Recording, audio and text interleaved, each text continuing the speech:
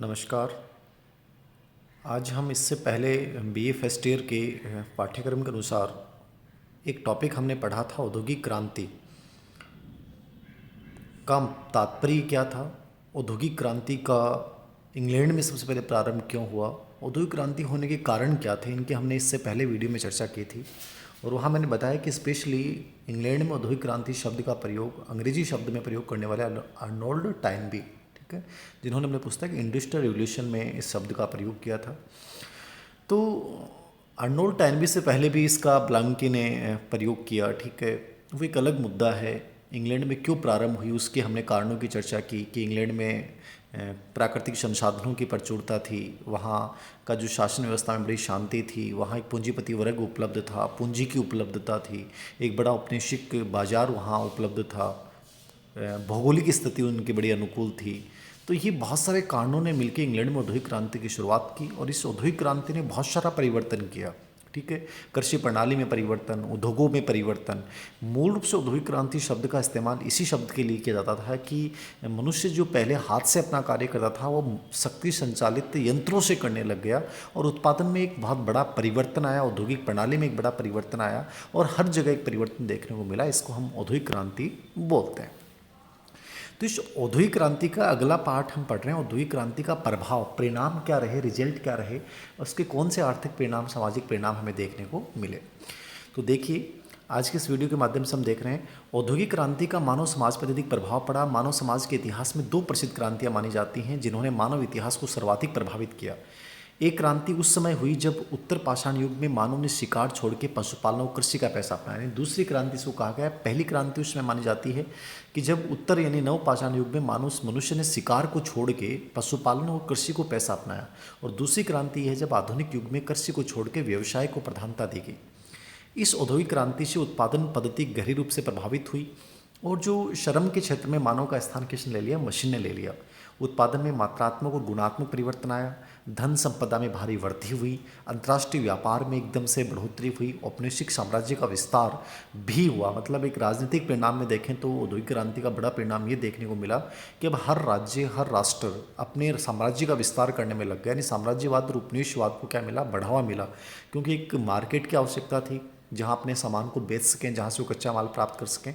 तो एक राष्ट्रों में एक होड़ मची साम्राज्यवाद की। ये एक बड़ा राजनीतिक परिणाम था इस औद्योगिक क्रांति का। पूंजीवाद को एक बड़ा बढ़ावा मिला, ठीक है।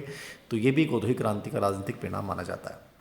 बहुत सारे नए वर्गों का उदय हुआ। देखिए, आर्थिक परिणामों में जब आर्थिक परिणामों की हम चर्चा करते हैं तो सबसे पहला है उत्पादन में असाधारण वृद्धि। कारखानों में वस्तुओं का उत्पादन शीघ्र व अधिक कुशलता से भारी मात्रा में होने लग गया। इन औद्योगिक उत्पादों को आंतरिक और विदेशी बाजारों में पहुंचाने के लिए व्यापारिक गतिविधियां तेज हुई, जिनसे औद्योगिक देश धनी बनने लग गए। इंग्लैंड की अर्थव्यवस्था जो है वो उद्योग प्रधान हो गई। वहाँ औद्योगिक पूंजीवाद का जन्म हुआ, औद्योगिक और व्यापारिक निगमों का विस्तार हुआ।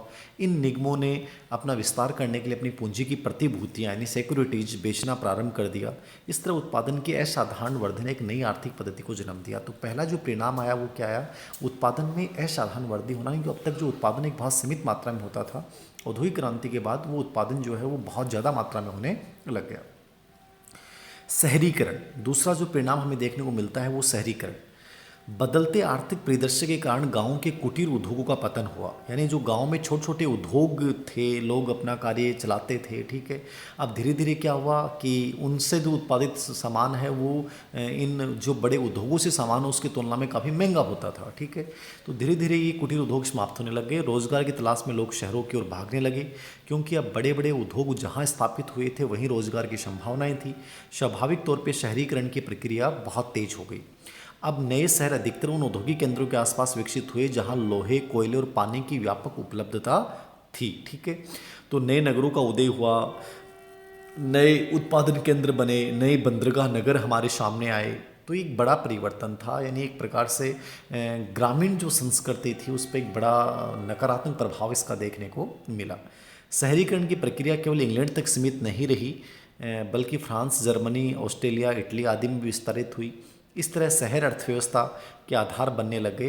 तो ये एक बड़ा परिवर्तन दूसरा हमें देखने को मिला कि निजी जो कुटीर उद्योग थे उनका पतन हुआ और जो बड़े बड़े शहरी केंद्र हैं उनका एक स्थापना हुई, औद्योगिक केंद्र बने, बंदरगाह बने।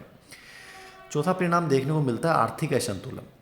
औद्योगिक क्रांति से आर्थिक असंतुलन राष्ट्रीय समस्या के रूप में सामने आया। विकसित और पिछड़े देशों के मध्य आर्थिक असमानता की खाई गहरी होती चली गई। यानी पैसे वाला ज़्यादा पैसे समृद्ध होता जा रहा था और गरीब और पिछड़ता जा रहा था। एक बड़ा चेंज देखने को मिला, ठीक है। तो ये खाई बढ़ती गई। औद्योगिक राष्ट्र विकसित राष्ट्रों का खुलकर शोषण करने लग गए। आर्थिक साम्राज्यवाद का युग आरंभ हुआ। इससे अंतर्राष्ट्रीय स्तर पर औपनिवेशिक साम्राज्यवादी व्यवस्था मजबूत हुई, ठीक है। यानी औपनिवेशवाद, आर्थिक साम्राज्यवाद, दूसरे राष्ट्रों पर आर्थिक रूप से अधिकार करना, नियंत्रण स्थापित करना, बाजार बनाना, ठीक है, ये देखने को मिला।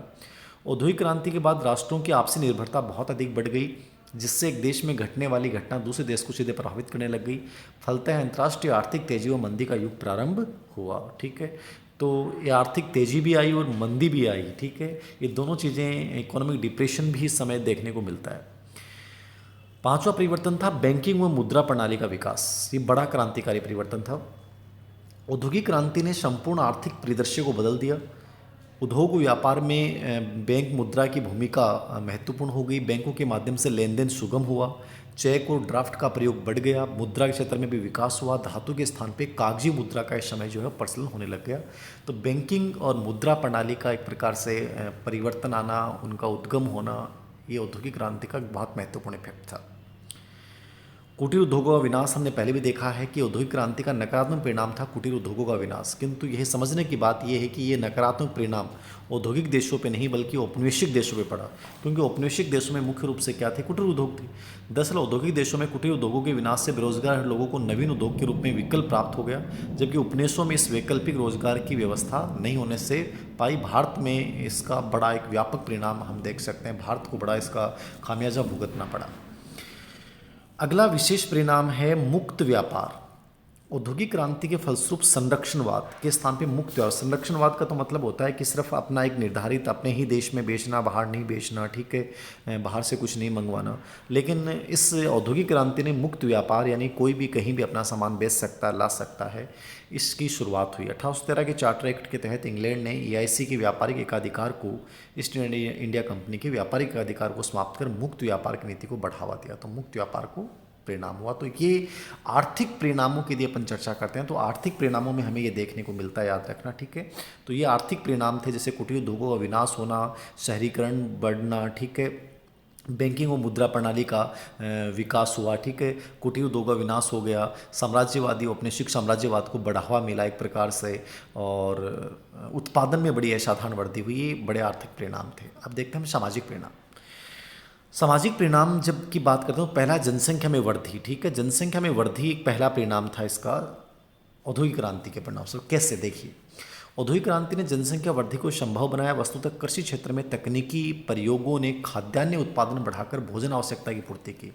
अब तक जनसंख्या की बढ़ोतरी हो रही थी लेकिन खाद्यान्न उत्पादन नहीं हो रहा था। लेकिन औद्योगिक क्रांति में जो व्यापक बदलाव हुए उससे जो है वो औद्योगिक प्रकार से एक प्रकार से खाद्यान्न उत्पादन बढ़ा और इससे लोगों की खाद्य आवश्यकताओं की पूर्ति हुई। दूसरी तरफ यातायात के उन्नत साधनों के माध्यम से मांग के क्षेत्रों में खाद्यान्न उत्पादन बढ़ाकर भोजन आवश्यकता की पूर्ति की। दूसरी तरफ यातायात के उन्नत साधनों के माध्यम से मांग के क्षेत्रों में खाद्यान्न की पूर्ति करना संभव हुआ। बेहतर पोषण और विकसित स्वास्थ्य व औषध विज्ञान के कारण नवजात शिशु जीवन की औसत आयु में वृद्धि हुई। फलतः मृत्यु दर में कमी आई। तो ये एक परिणाम था, सामाजिक परिणाम। नए सामाजिक वर्गों का उदय। औद्योगिक क्रांति ने मुख्य रूप से 3 नए वर्गों का जन्म दिया। कौन कौन से वर्ग थे, देखिए। एक तो पूंजीवादी वर्ग, जिसमें व्यापारी और कौन थे, पूंजीपति शामिल थे। दूसरा था मध्यम वर्ग, जिसमें कारखानों के निरीक्षक, दलाल, ठेकेदार, इंजीनियर, वैज्ञानिक आदि शामिल थे। तीसरा श्रमिक वर्ग, जो अपने श्रम और कौशल से उत्पादन करते थे। तो 3 वर्ग, नए वर्ग जो हैं वो हमारे को औद्योगिक क्रांति के परिणाम स्वरूप दिखते हैं सामाजिक परिणामों में। कौन कौन से, पूंजीवादी वर्ग, दूसरा मध्यम वर्ग और तीसरा श्रमिक वर्ग। मानवीय संबंधों में गिरावट। परंपरागत भावनात्मक मानवीय संबंधों का स्थान अब आर्थिक संबंधों ने ले लिया। जिन श्रमिकों के बल पर उद्योगपति समर्थ हो रहे थे उनमें मालिक न तो परिचित था और नहीं परिचित होना चाहता था। उद्योग में प्रयुक्त होने वाली मशीन और तकनीकी ने मानव को एक मशीन बना दिया। मतलब यहाँ मालिक अपने आप में अलग रहना है, श्रमिक जो है उसका शोषण हो रहा है, तो उसके हितों से कोई मतलब नहीं था, उसके स्वास्थ्य से कोई मतलब नहीं था। तो मानवीय जो संबंध, जो एक प्रकार से पहले हमारी एक बड़ी विरासत थी, वो यहाँ हमें उसका पतन देखने को मिलता है। नैतिक मूल्यों में गिरावट। औद्योगिक क्रांति, औद्योगिक समाज में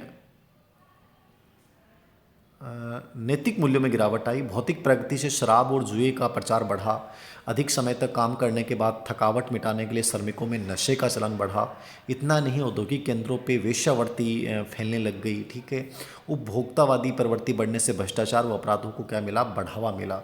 तो नैतिक मूल्यों में गिरावट, मानवीय मूल्यों में गिरावट, ठीक है, नए वर्गों का उदय होना, ये सब इसके नकारात्मक परिणाम हमें सामाजिक रूप से देखने को मिलते हैं। आगे देखिए, शहरी जीवन में गिरावट। शहरों में जनसंख्या की अत्यधिक वृद्धि हो जाने से निचले तबके को जो है वो पर्याप्त सुविधाएं नहीं मिली, जैसे आवास नहीं मिल रहा है, भोजन नहीं मिल रहा है, पेयजल नहीं मिल रहा है। अत्यधिक जनसंख्या कारण औद्योगिक केंद्रों के आसपास कच्ची बस्तियों का विस्तार होने लगा जहां गंदगी रहती थी। सांस्कृतिक परिवर्तन, तो ये बड़ा चेंज था शहरी जीवन में। एकदम से सुविधाग्रस्त जगह पर रहना पड़ रहा था, शुद्ध पानी नहीं मिल रहा था, भोजन नहीं मिल रहा था। सांस्कृतिक परिवर्तन क्या हुए? औद्योगिक क्रांति ने पुराने रहन सहन के तरीकों, वेशभूषा, रीति रिवाज, कला, साहित्य, मनोरंजन के साधनों में परिवर्तन किया। परंपरागत शिक्षा पद्धति के स्थान पे रोजगार परक तकनीकी जो शिक्षा है वो हमें यहाँ पे देखने को मिलती है। तो यहाँ इस समय परंपरागत शिक्षा जो है वो एकदम से ख़त्म हो रही है। पुराने जो रीति रिवाज हैं, वेशभूषा, उनमें परिवर्तन आ रहा है। शहरों के प्रभाव से वो चीज़ें चेंज हो रही हैं। परबंदी की शिक्षा का विकास हो रहा है। बाल श्रम, औद्योगिक क्रांति ने बाल श्रम को बढ़ावा दिया। बच्चों से उसका बचपन छीन लिया। छोटे छोटे बच्चे फैक्ट्रियों में, कारखानों में काम करने लग गए, तो उनका कहीं ना कहीं बचपन जो है वो छीनता जा रहा था। ये औद्योगिक क्रांति का एक नकारात्मक प्रभाव था। महिला आंदोलनों का जन्म, औद्योगिक क्रांति ने कामगारों की आवश्यकता को जन्म दिया जो केवल पुरुषों से पूरा नहीं हो रहा था। स्त्री की भागीदारी कामगार वर्ग में हुई। अब स्त्रियों की ओर से भी अधिकारों की मांग उठने लगी, उनमें चेतना जागृत हुई। तो ये महिला जो अब तक घर की चार दीवारी में सीमित थी, लेकिन औद्योगिक क्रांति ने पहली बार उसको बाहर आने का मौका दिया, उसको काम करने का मौका दिया। उस समय कहीं ना कहीं चेतना और जागृति आई, उस समय अधिकारों की मांग उठानी शुरू की। तो ये औद्योगिक क्रांति के परिणाम प्रभाव से औद्योगिक क्रांति का मानव समाज पर अधिक प्रभाव पड़ा। अब कार्यस्थल में मनुष्य का स्थान मनुष्य ने ले लिया। व्यापार अचानक से मात्रा गुणवत्ता दोनों में कई गुना बढ़ गया। औपनिवेशिक विस्तार को इस औद्योगिक क्रांति का परिणाम माना जाता है। फिर भी औद्योगिक क्रांति के परिणाम अभी जो मैंने पढ़ा है वही कुटीर उद्योग का विनाश, मुद्रा प्रणाली का विकास, ये चीज़ें हैं वो सेम चीज़ें हैं। कारखानों में वस्तु के उत्पादन में साधारण वृद्धि, ठीक है, समाज की संरचना में एक बड़ा परिवर्तन। तो ये सब औद्योगिक क्रांति के विभिन्न परिवार के परिवर्तन थे और पूंजी तंत्र को एक प्रकार से बढ़ावा मिला, साम्राज्यवाद को बढ़ावा मिला। ठीक है, ये औद्योगिक क्रांति के परिणाम थे। धन्यवाद।